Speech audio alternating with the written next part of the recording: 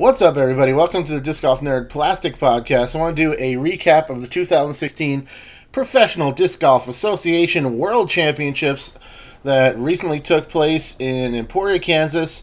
Dynamic Discs ran the event. I believe Doug Bjerkes was the tournament director. He has been hired on by DD to run all their events, and from what I understand, he's doing a phenomenal job. It seemed like a really great event. Seemed like everybody had a good time. Seems like everything went really smoothly. There's one weird hiccup about people potentially playing one of the holes incorrectly. I didn't ever really get too much information on the way all that played out. I know that at least Paul Macbeth got a couple stroke penalty for incorrectly playing, I believe, hole 7 at Jones East. I think you're supposed to go to the drop zone, and instead of that, he played from where he went out of bounds, and that, cost him a couple of strokes. But, true sportsman and, stud that he is, he actually realized it himself and kind of turned himself in on it. So, hopefully other players that may have played that hole incorrectly followed suit and did the right thing and turned themselves in and assessed that 2 penalty strokes that they, I guess, deserved. I don't know what the word is there. Damn, strong opening to this episode. Sorry, it's been a little while since I have posted a plastic podcast. I'm going to be flat out honest. I just didn't have much to talk to you guys about. I haven't been playing all that much. Other than, tournaments going on, professional tournaments going on, I didn't really have all that much to talk about. So, now that the Worlds is over, there's plenty of stuff to ramble about for this, so let's get into it. Let's start off with some stuff that took place earlier in the week. First of all, the 2016 Pro Disc Golf World Doubles took place. And as a quick aside, I would really like to see this event broken out of the lead up to the Professional World Championships and make this a separate event. I would like to see a separate Mixed Doubles World Championships, and I'd also like to see a separate Bring Your Own Partner, regardless of gender, whoever you want to play with, you play with them, doubles World Championships. I think we need a big doubles event where we can see some interesting teams like, Nate Sexton and Paul Macbeth could be a team, and Nico and Ricky, and just like all the different combinations of our top players playing together. Best disc doubles, alternate shot doubles. I think that would be an extremely fun event. I think people would really like that, and hopefully we see that at some point in the future. A big PDGA, good payout, all the top players, bring your own partner doubles event. I think that would be really rad. So I don't know if there is something like that, but it's not something I've ever heard of. I'd love to see our top players playing doubles. I think that would be a lot of fun. But the mixed doubles World Championships takes place in the lead up to the Pro Worlds every year, which is kind of unfortunate because some folks probably don't want to play it because you don't want to risk like an injury or anything silly like that leading up to Worlds, which is obviously a big deal and the tournament that everybody wants to win. But plenty of players got out there and took part of the Mixed Doubles World Championships. Let's talk about... let's just do top 5. So in 5th place, Madison Walker and Zach Melton. And then 4th place, Lisa Ficus, I think, and Matt Bell. Then 3rd place, Sarah Hokum, Johnny McRae. That's a solid team. And then 2nd place, Val Jenkins and Nate Doss. Married couple taking on the world out there. And defending champions, winning again, Paige Pierce and Jeremy Colling. They won by 3 strokes over Val and Nate Doss. You guys may have seen, hopefully you saw, Paige's super sweet ace that got on SportsCenter Top 10 during that event. And yeah, they win again. They won last year. They win again. Jeremy Colling has said multiple times that Paige Pierce is the best mixed doubles partner you could possibly hope for. I would have to agree with that. I mean, she's an amazing player. And they're definitely a formidable team, winning back-to-back years, so that's cool. Nice to kind of, in a way, be crowned a world champion in one aspect of disc golf before the main event even takes place. You're going to hear me clicking throughout this podcast, so don't get too distracted by that. All right, so then moving on. Also, earlier in the week, I think this took place, Sunday, the 7th of August, was the field events. So we'll start at the bottom here. What do we got? Skill shot challenge, which I believe you have to kind of demonstrate proficiency in a lot of different shots, all kinds of different shots and angles and different release angles and all the different type of scenarios that they line up. And so it's kind of like an overall skill event. And Nico Lacastro won that. And in second place was Jeremy Colling. Then Charlie Goodpasture in third. Chris Dickerson took fourth, and Matt Mayo in fifth, which I'm not sure I've ever heard of Matt Mayo.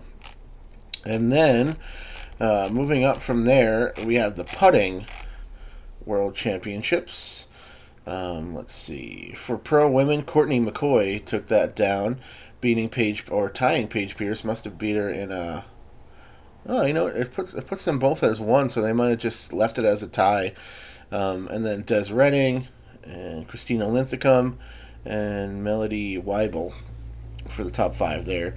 Then let's see, for the pro men, Matt Bell took down the world championships for putting, and he is technically the putting world champion. That's pretty sweet. Only took down $85 prize for that, but hey, whatever, it's cash. Then James Conrad in second, Dominic Sautel in third, Phil Arthur in fourth, and Eric McCabe also in fourth. Also tied with Zacharias Johnson in fourth as well. So that's pretty cool for Matt Bell. Hopefully he'll probably end up getting like a signature disc or something. I think he putts with the Mercy. I saw that on social media. Then for mini golf, Shasta Chris won mini golf. I'm not sure what this really entails. Is it just like a small course with you're only throwing mini discs? I think that's kind of cool. They set up one of those at the Beaver State Fling every year. There's a mini course there in and around Tournament Central. I've never actually played it, but I've watched people play it. It looks like it's fun. I've never actually tried to play around with minis, but it seems like it would be pretty fun.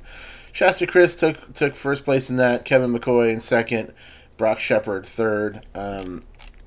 Moving up, the final field event we're going to talk about here was the long drive competition. This one's always interesting. So let's see. For the Masters men, Patrick Brown won, throwing 510 feet, which is clearly a crush. Anything over 500 is really impressive, I think. 510, that's a rip. In Grandmasters, which is I believe 50 and over, Glenn Patterson took it down, throwing 486. Damn, that's a mash. Glenn Patterson throws bombs. Ron Converse in second there. Ron Con throwing 462. Clearly no slouch on the distance side of things for himself there. Let's see. Moving on from there. Masters women, Danielle Vargas. She might have been the only one competing. How's that possible? I don't know. That's the only name mentioned in that division. 363. Paige Pierce in the open women division. Paige threw 480, which is a total crush. That's ridiculous. 480, man. And she's like, every time I see her out there, she's very small and compact, but she just puts so much rip on that thing. She has so much snap. Her snap is ridiculous. If you see like slow motion footage of her ripping a drive, it's really impressive. Always impressed by Paige's. I think she probably has the best pure backhand form in the women's division. Paige Pierce throws 480. That's a bomb. Michaela Thomas 429. Jen Allen, the world record holder for the women, threw 420. Also a crush. And then Zoe Andike 345. And then in the open division, David Wiggins Jr. goes out there, throws 621 in Kansas. I mean, that's just nuts. 621? That's insane. That's got to be, that's just a massive crush. Obviously, he holds the world distance record, and his distance record is almost double. It's almost double that it's over 1,000 feet. So that's kind of interesting to see, just what effect the wind and the elevation has on that. But still, I mean, obviously, David Wiggins the dude is just unbelievable. 621. That's crazy. Wow. Okay. Avery Jenkins throws 579, which is also a mash. In third place, Nico LaCastro, 558. And then you got Drew Gibson at 543 and Corey Sharp throwing 531 feet. So that's pretty impressive stuff. I would imagine, too, like, I bet you there are some folks. I said it when on the episode where we talked about the new world records, distance world records, that I would really love to see, like, Ricky and Paul competing in the distance competitions. Like, I would love to know how far Paul can throw when he's really going all out, trying to mash it as hard as he possibly can, because his golf distance is absolutely ridiculous. I mean, some of the shots that he throws out there on the course are just insane, but he's not going to go out there and try to rip as hard as he possibly can, a couple of days before the World Championship starts. What if you tweak something, and now you're going into the Worlds with some type of injury or something? It just seems like sometimes the timing of some of this stuff is a little bit unfortunate. Maybe you'd get more of our top players competing in these side events if they were after the Worlds, but then again, there's more events coming up next weekend, and people are probably packing up and leaving Emporia shortly after, or it's time to kind of let loose and celebrate a little while, and who knows. But I would love to see, like, Ricky and Paul and some of those other players that are kind of more focused on trying to win the World Championships than they are trying to throw the distance competition. I'd like to see what they could do out there. But yeah, interesting stuff for the field events there. At least I thought it was. Maybe it's just me rambling off some stats for you guys. All right, so let's get into the tournaments. The tournament proper starts up. I believe they did 2 rounds at Jones East, and then they did 2 rounds at the Country Club. Then the semifinals were back at Jones East, and then the final 9 was at the Country Club. So only 2 courses, which I think is good. I think 2 courses is plenty.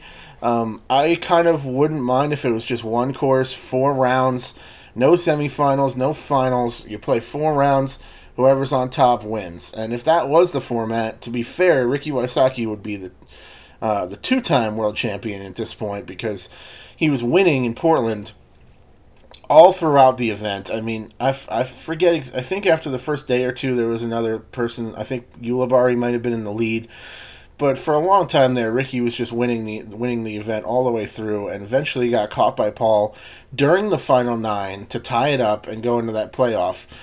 Interesting fact about the 2014 Portland World Championships is that Paul McBeth, from what I understand, was never in the lead during that entire tournament. He never held the lead.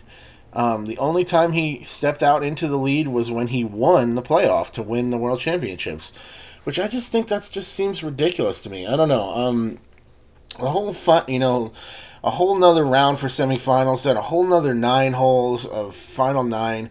I just think it's unnecessary. I don't really like the whole final 9 thing. I definitely don't like final 9s when they do like a safari layout. I think that's just terrible. I think that's the worst idea. It just seems really amateurish to be like, oh, we'll play from this tee pad to this pin. It makes me feel like I'm out in the park just going like, or we'll throw from here to that tree and we'll call it a par 4 to this tree, like I did when I was a teenager before I even knew that real disc golf existed. So I don't know. I'm not a big fan of the final 9 or whatever, but that's the layout that they went with for this tournament. Again, I wouldn't mind if it was just one round, or 1 course, rather.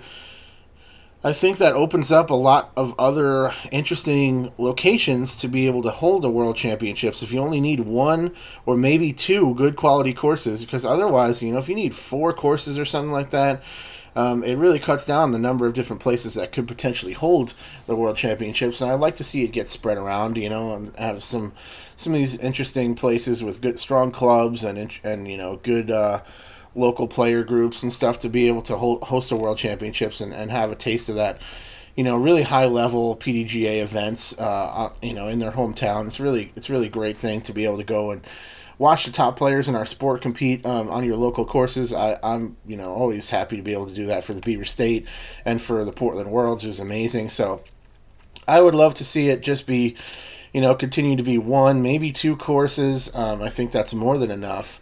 I believe they used a couple of other courses for some of the other divisions, but for the open men, they just played Country Club and Jones East. So let's put the open men on the back burner for a second. Let's talk about the Masters division. A couple of things that jump out to me and probably everybody who was paying attention to the Masters division is that Ken Climo didn't even make the final 9.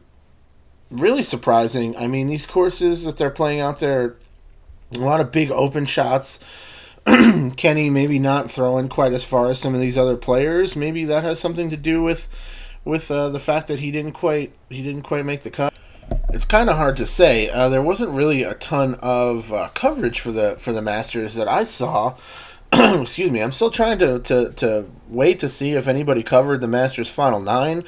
There's definitely a battle went down out there for the final 9, and some interesting stuff took place. And I'm hoping that at least one of the many camera crews that seem to be out in Emporia followed the Masters for their final 9. Let's talk about the top 5 here, though. So, we'll do the top 10 first. George Smith finished in 10th.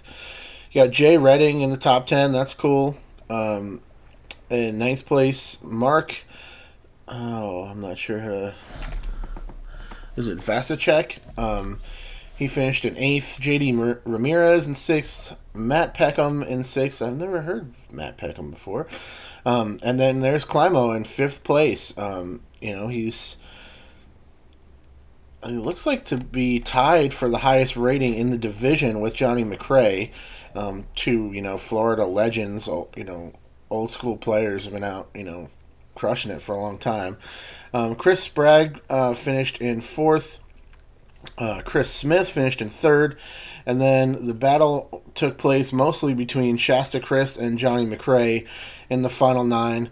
So Shasta came out, shot a 53 in round 1, 59 in round 2, 56 in round 3, and then a 50 in round 4, and then another 50 in the semis. And then Johnny McRae shot a 51, 58, 57, 49 in round 4, and then a 53 in the semis.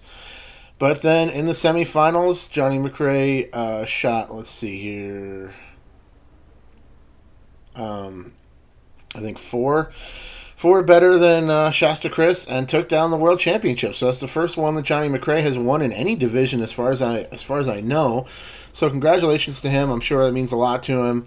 Nice payout for him with $3,000, and shot a 29 in the final 9 there to beat Shasta Chris. I was kind of rooting for Shasta. He seems like a super nice guy, but everybody has a lot of nice things to say about Johnny McRae as well. He seems solid. So, whatever. That's how it went down, and Johnny McRae takes it down. But yeah, very interesting that Ken Climo didn't even make the final 9.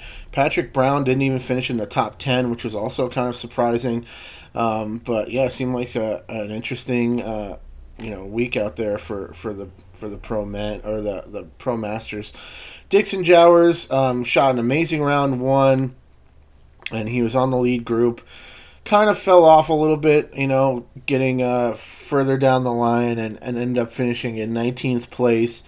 Well inside the cash line, and that's good for Dixon. I was hoping to see him maybe get up in there in the top 10 or something like that, but he shot really, really well. His best round ever, from what I understand, round 1 at I think it was at Jones, and then just kind of fell off the next day, shot a 64. So feel for you, Dixon. Good job out there. Did a good job on the coverage anyway. And, I'm a big fan of the Inside the Circle podcast. I've been enjoying that as well. All right. So in the open women's division, we'll do the same thing again. We'll talk about the top 10. Courtney McCoy finished in 10th place. Paige Bierkes, the kind of hometown girl. Now she's living there in Emporia, working at DD. Her dad, Doug, was the tournament director, as I mentioned earlier in the show. She finished in 9th place, so that's a pretty solid showing for her. Hannah Leatherman In 8th place, Jen Allen in 7th. Then we had 2 people tied for 5th, Katka Badova and Lisa Ficus, I'm going with. Hopefully that's correct. Sorry if I'm butchering anybody's names. I don't mean any disrespect. Tied for 5th place. And then the lead group for the final 9 was Val Jenkins, Katrina Allen, Paige Pierce, and Sarah Hokum. This round you can definitely go watch in its entirety on Smashbox TV. Smashbox, Terry and the whole crew specifically asked the tournament directors, the PDGA, can you please make sure that the women complete the final 9 before the men tee off to start theirs? We'd like to cover both final 9s for the open divisions, open men, open women. And that's exactly what went on. So if anybody's wondering, I saw a couple of posts like whoever's idea it was to do this is a really great idea. It was Smashbox. They were the ones who wanted to make sure that they showcased the women and the men.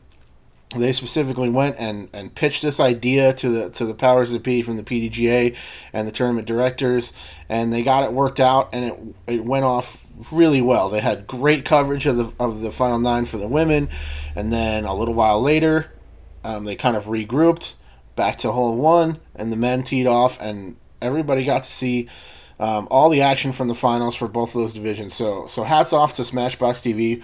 Let's talk about it now. Smashbox absolutely crushed it for this event. I mean, they did such a great job. Smooth stream. Everything seemed to be running really well. They must have really good internet in Emporia because everything was just running super smooth.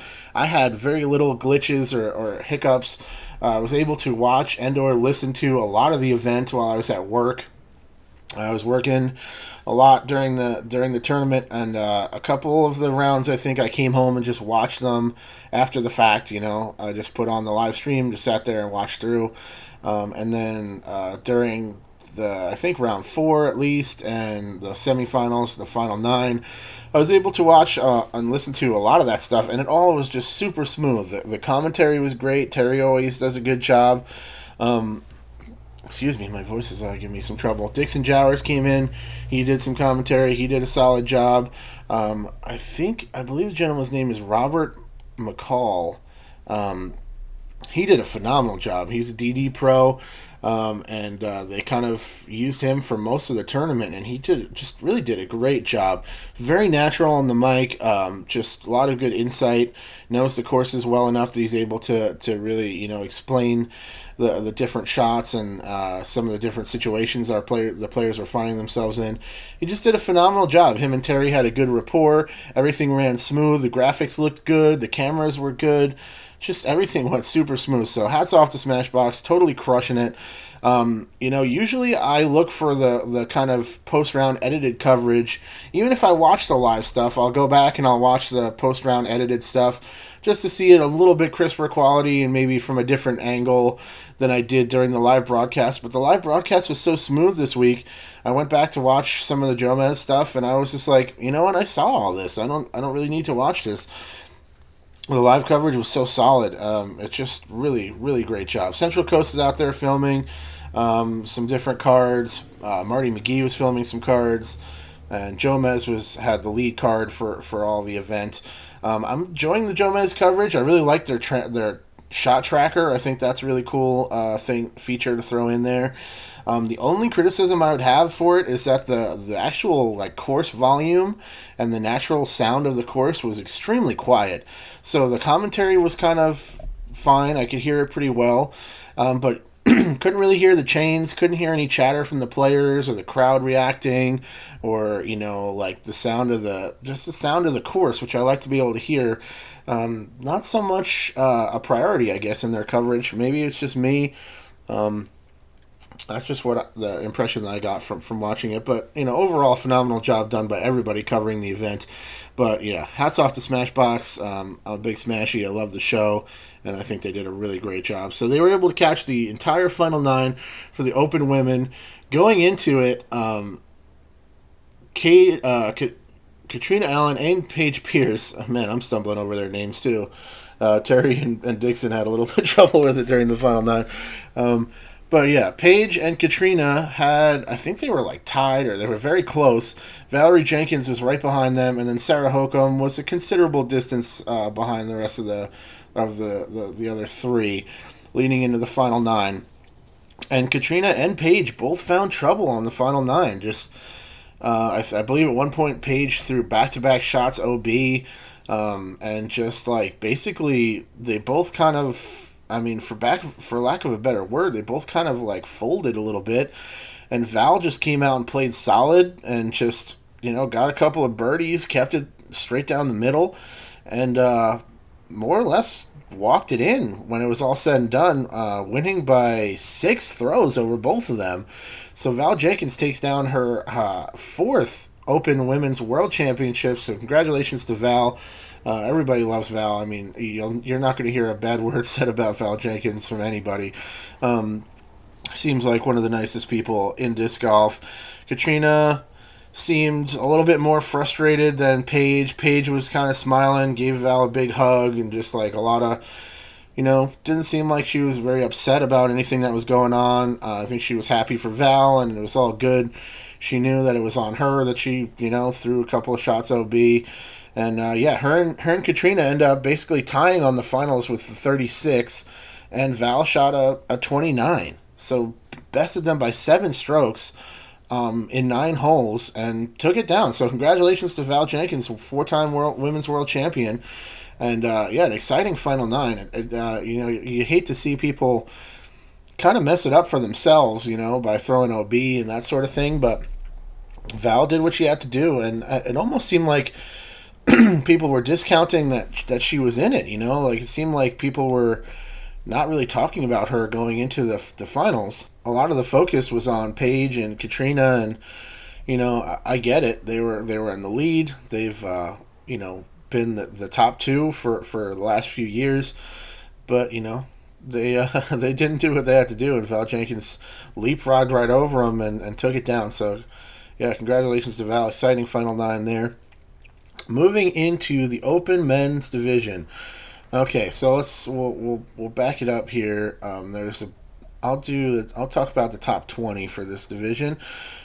Chris Clemens in 20th, a tie for 17th, 3-way tie for 17th between Chris Dickerson, Peter McBride, Dustin Keegan, Justin Lammers in sole 16th place, and then there's a 2-way tie for 14th place between Calvin Heimberg and Will Schustrick. Will kind of not having the showing he was looking for. He's usually a solid bet for a top 10 finish, but didn't quite get there. Tied for 12th, Bradley Williams and Jeremy Coling, which is, solid performances. They got a nice payday out of all this. From 20th and up, everybody got at least $1,000, which I think is pretty solid. Devin Owens, Matt Oram, and Eric McCabe all finish in the top 10, tied for 9th place.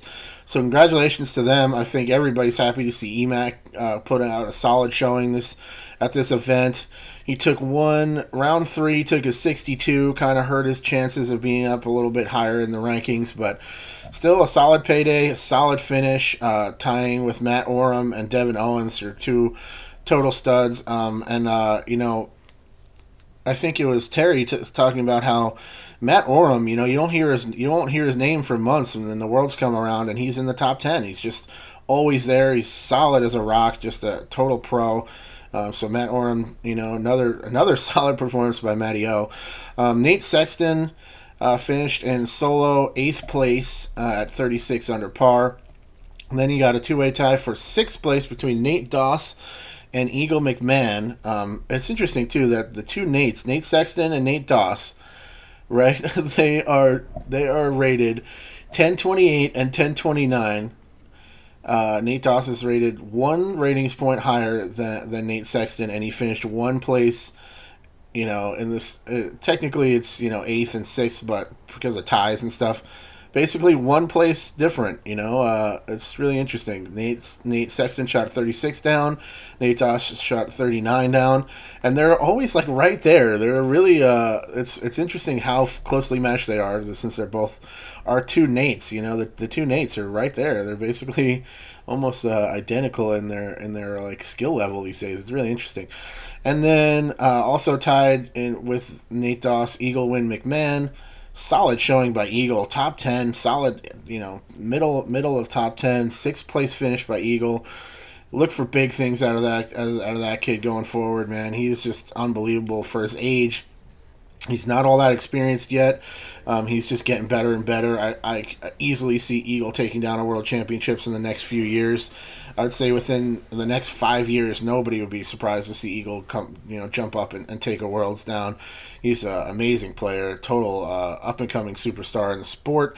In fifth place, Cam Todd, who won the Glassblown Open on these same courses in Emporia earlier in the year, and a lot of people thought that he wasn't going to do very well, that maybe he just wouldn't be able to keep it up, but he comes out and is just barely outside of the top four by a few strokes to Cam Colglazer, and finishes in fifth place. A solid finish by Cam Todd.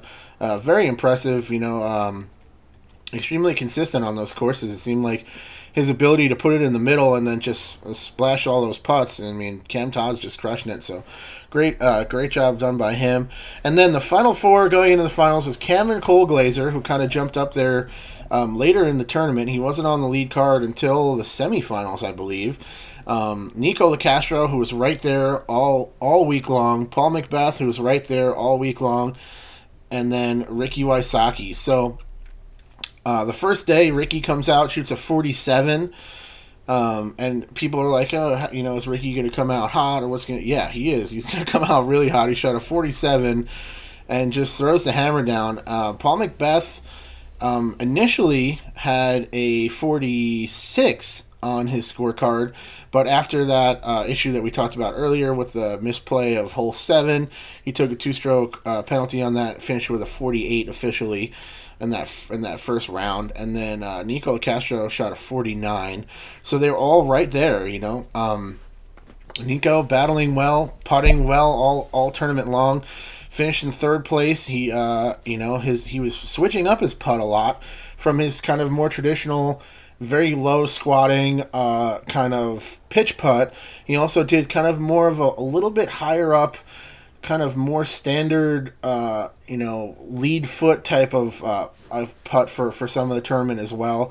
And it seemed to be working. He was hitting most of his putts, and he was throwing a lot of overstable shots, just ripping over, I don't know what it was, a Firebird or something real stable. Really cranking it over on Anheuser, letting it flex out and, kind of land on a sharp angle and dig and stick in the middle of the fairway.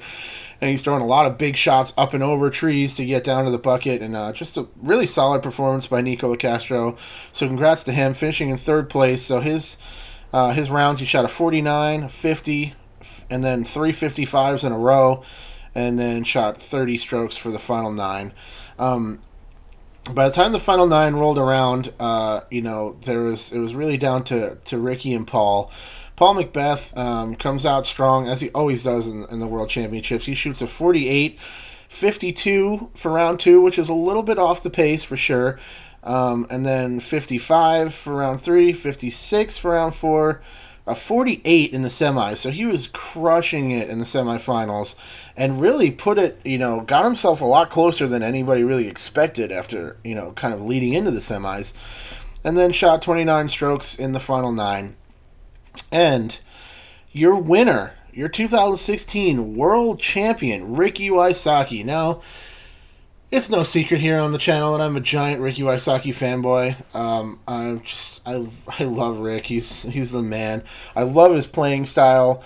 I love the way he kind of carries himself out there on the course. I don't know, something about him. I've always really liked him. Even back to his days with Innova, when he was really young, up and comer. His putting is just ridiculous. His forehands are probably best forehand in the world. And his backhands have come a long way. Not that he was ever bad at throwing backhands, but his backhands are phenomenal. And he's just got the complete game. Rollers, forehands, backhands. His putting is unbelievable. Anything within 100 feet, nobody's surprised to see him make it. You know, Drew Gibson said on the Smashbox one of the recap shows that, like, he saw Ricky hit like a 45, 50-footer in a headwind. Nobody even barely clapped for him. Because it's like routine. It's like boring to see him splash in a 45, 50-footer. I mean, it's nothing for him. Anytime he can set up in his putting stance, you can pretty much bet on it at least hitting chains, you know, and maybe it's going to kick out. He had a couple of spit outs. But, man, it's just putting is unbelievable. And honestly, watching the whole tournament, Ricky was not playing as good as he could. He missed putts here and there. He threw a few shots OB that were like kind of errant shots. Like, he really wasn't even playing up to his potential, and he still dominated the field. So he shoots a 47 first day, 48 for round 2, then a 51 for round 3, 56 in round 4, so like a little bit, you know, of a lapse, but Paul McBeth tied that. Nico only did one better than that. Cam Colglazer shot 3 strokes better than that, so it's not like he's way off with a 56. He's still a great round. The semifinals, he shoots a 52, and Paul shoots the 48, which chops the lead down to 5, I think, leading into the final 9. And, you know, I'm a huge, we've established I'm a huge fan of Ricky Wysocki. In 2014 Portland World Championships, I was following Rick most of the tournament. He had it. He totally had it. And I remember on the long par 5 during the playoff, he hits that tree, and Paul gets up there, and everybody knows it's basically over. Paul has like a 20-footer up onto the little mound for the win, you know, and he hits that putt, and honestly, I turned and I just walked away. I was so upset that Ricky didn't win. You know, Paul's going to win again for his 3rd in a row, I think, at that point. And I was just so upset that Ricky was so close, and he did so good the whole tournament, and it was just, it really was heartbreaking. I couldn't believe it, and I turned and I just walked away. You know, I hear all the crowd, you know, applauding, and, you know, and then as I'm driving out of the tournament, I'm like, let's go, you know, I'm done. I was kind of dejected. We get in the car, we leave. As I'm driving out, I see Ricky walking back down the fairway of hole 1, kind of back towards Tournament Central, all by himself. And there's a massive crowd over by where the playoff took place and finished, you know, where Paul was. And Ricky's walking there, and he's got his head hung. And I just felt so bad for him. So it makes me so happy to see him win. And really, you know, the point of telling you that story is that leading into the final 9, he had 5 strokes. I still wasn't that comfortable with it, you know, with Paul right there. I'm like, oh my God, man, like, I can't believe this. Right at the end of the semifinals, Paul, you know, goes birdie eagle or birdie, and Ricky took a 4, I think, and he cuts the lead down to 5. I'm just like, oh no, like, if Ricky throws a couple of shots out of bounds here, Paul pulls out 1 eagle or a couple of birds, like, he could easily tie this up, go into another playoffs. Like, I can't handle this again. And but Ricky shut it down. Into the finals, Paul basically throws, I think he threw OB on the first hole, or he just didn't get up and down. I forget, but I think he bogeyed the first hole of the final 9. Ricky parred it, and you know, took a stroke immediately, and he just put the hammer down. Him and Cam Colglazer outshot the rest of them in the final 9 with a 28, and that even that totally includes Ricky laying up multiple times, just kind of pitching to the middle of the fairway. He pitched up underneath the basket to have his kind of victory tap in, so that's not even, you know, really representative of how he was playing. He just was not going to be denied this time. And Paul went for it. He gave it all. He was trying to, you know, throw these crazy shots to get there and try to make up strokes, and it bit him a couple of times, but credit to him. I mean, Paul McBeth, you know, he wants to win or he doesn't care, and he's in a final 9 situation like that. He's going to go for everything and try to make up strokes. He doesn't care if he finishes in 3rd or whatever. He ended up taking 2nd anyway. But yeah, huge, heartfelt congratulations to Ricky Wysocki. Truly, undoubtedly, the best player in the world this year. And, the fact that he's been dominating everything, and then people are still trying to say that Paul's the best player in the world, was really kind of getting on my nerves. It seems super obvious to me that Ricky Wysocki is by far the best player in the world right now. I'm sure we'll see Paul Macbeth, turn it on again, and maybe win next year. And he's always right there. I mean, you can't count the guy out. He's an amazing player, of course, but this year, Ricky's just got it all together, man. He's comfortable with his plastic. He's got that confidence, and he's just crushing it. So huge congratulations to Ricky Wysocki, all the world champions that won in all the divisions, everybody that shot well. A top 20 at the Worlds is nothing to be ashamed of at all. I mean, that's an amazing performance. These players are just put on a show out there, and it was a really great event. Super happy to be able to watch it all on Smashbox. Again, just a phenomenal job done with all the coverage. It's a really exciting time to be a fan of disc golf, and it's a really just a great pleasure and honor to be part of the disc golf community in my own little way. So, man, this is a long episode for you guys. A lot of rambling. 2016 PDGA World Championships are in the books. Congratulations to everybody out there. Thanks to all you guys for watching. Let me know what you guys thought of the coverage and all the action from the Disc Golf World Championships in the comments below. I'll talk to you guys later. All right, bye.